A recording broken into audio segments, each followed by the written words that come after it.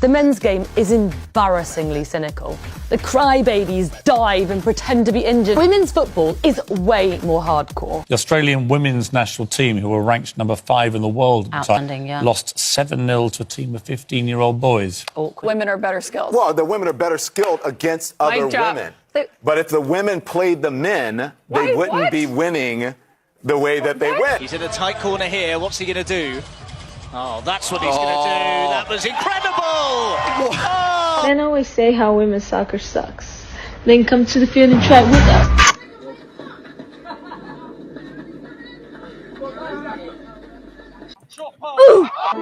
Out there looking like Messi, bro. Women will never beat men at football.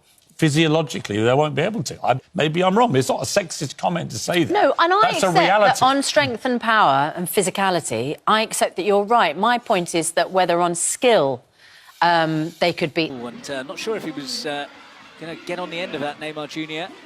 Little flick there, nearly. Oh, it's gone in! Brilliant. What a move. Guarda que ahí se escapa el número 7, si la hace bien. Sí, puede ser, le pegó. They're literally playing in crutches. He's going to try and go on his own all the way. Oh, he has! I'm going to be challenging one of the best women's goalkeepers in the country. She plays for Manchester City and England.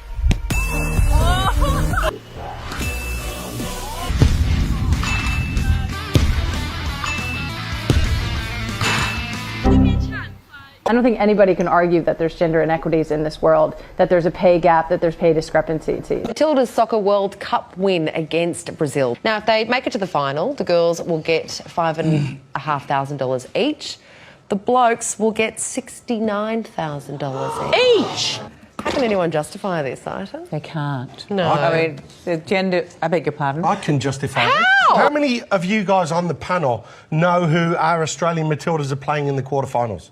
Don't. No, because you don't care about it. Now, if you cared about it... I do if they win. No, but that's the thing. They beat Brazil. Do you know what? All of you can go and watch W League games in the women's competition here, but you don't. Now, when you start to go and watch these women play the wonderful football they do, then they'll earn more money.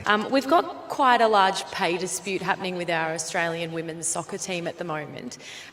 Is it frustrating for you as someone who's so prominent in your sport? And we heard you say on the Ellen show the other day you are the richest fighter in UFC, that sort of thing is still going on? I think that how much you get paid should have something to do with how much money you bring in. I'm the highest paid fighter, not because Dina and Lorenzo wanted to do something nice for the ladies. They do it because I bring in the highest numbers. They do it because I make them the most money. And I think that the money that they make should be proportionate to the money that they bring in. When your paycheck is dependent on people coming and wanting to buy your service, when they're forced to get it, but they want to buy your service, then it depends on the audience. The U.S. women's soccer team is taking charge in a major fight off the field, suing for fair pay. 28 members of the U.S. women's national soccer team filing a gender discrimination lawsuit against the U.S. Soccer Federation. We know in our hearts, and we know with the facts that we have that we're on the right side of this. The case was dismissed, and now the men who earn the majority, 97% of the revenue, they have to now split it equally with the women's team who only are earning 2.5% of what the men are making. And this, they want you to believe, is equal pay. If the women generate more revenue, they should get paid more than the men. Don't strive for getting the same, strive for getting what you're worth. And if you're worth more, then get more. The men's team makes more money. If they make more money, then they should get more money. Why does the men's team makes more money because because people are more interested in it. Why are people more interested in the men's sports? Because it's been historically... it's more interesting to watch. I don't think anybody can argue that there's gender inequities in this world, that there's a pay gap, that there's pay discrepancies. Women's soccer in America and in other Western countries like Australia, you see there's a lot of support in these countries. Where soccer's biggest, like in South America and in Africa, like people aren't really paying attention to women's soccer at all. There's going to take like huge cultural shifts in all those countries before we even get to that. Tennis legend John McEnroe getting some heat for what he said about Serena Williams. Best female player ever, no question. Some would say she's the best player in the world. You mean the best player in the world, period? Yeah, best tennis player in the world. You know, why say female player? Well, because if she played the men's circuit, she'd be like 700 in the world. Why did you say woman? Why don't you just say the greatest, tennis player that ever lived? And so then I felt the need to say what I really felt. Would you like to apologize? No. Do they say that about girl basketball players, that they're as good as Michael Jordan? He said she's the best female player ever. And they were like, well, why not just the best player ever? And he's like, because she's a woman. Like, if she were a man, she'd get her ass kicked. And everyone was like, no, how dare you? Right. There is something called the Universal Tennis Ranking. She would rank in the mid-ranks of college male players if she were a man. There's not a guy in the country in the ATP Top 100 that's not beating Serena soundly. Why do people have a problem with what you said? I suppose when Riggs played Billie Jean back in the 70s, it's prompted this idea that we should keep doing it. Girls play a nice game of tennis for girls, but when they get out there on a court with a man, even a tired old man of 55, they're going to be in big trouble. He was a sexist bot. Riggs set up an exhibition match with Margaret Court, the #1 player in the world. Court wasn't interested in the fight for women's rights, but instead the promising paycheck, and even negotiated with Riggs to raise the prize money as she was confident in an easy win. The result wasn't pretty. Riggs annihilated Court, 6-2, 6-1. Next, Riggs challenged 5-time Wimbledon champion Billie Jean King. Oh, I knew at that moment I had to play. Personally, I wish the women would stay in the home and do the kitchen work, take care of the babies. I just felt I had to win. Emotionally, I felt like it was life and death. The crowd was very much for Billie Jean, but I think they were stunned at how one-sided it was. Oh. He doesn't look too happy there.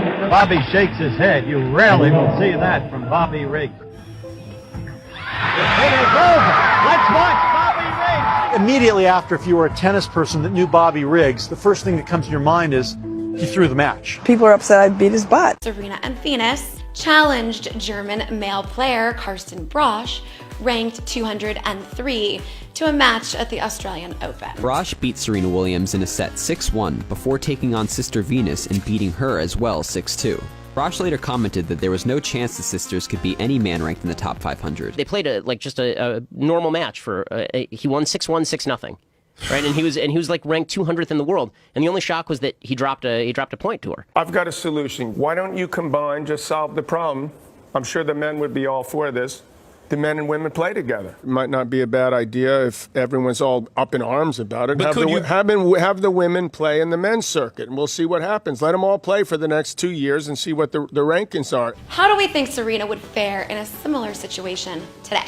You know, as a player, it's something you would dream of, is to play Roger Federer. And still, it's like a dream come true for me. And I really look forward to sharing that stadium with him. It's going to be special. He got the first ace in, which I think was a relief for him. He has a killer serve. Like, literally, you can't read it. Like I said, you can't read it. And there's a reason why he's the greatest, because you can't be that great and not have such an awesome weapon like that serve. Men's tennis and women's tennis are completely almost two separate sports. Completely different sports. The men are a lot faster, and they serve harder, they hit harder. It's just a different game. But either way, I wish her the absolute best. She's the best thing that's happened to American tennis in the last 10, 15 years. Yes. You said after Wimbledon, you actually said after Wimbledon in 2015, you said Serena is arguably the greatest athlete of the last 100 years.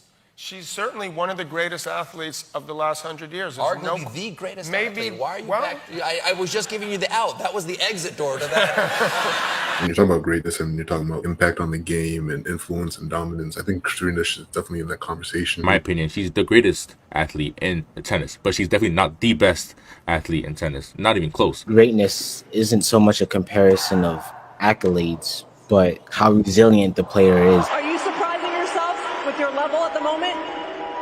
What? Are you surprising yourself with your level? No, I know. I'm just Serena, so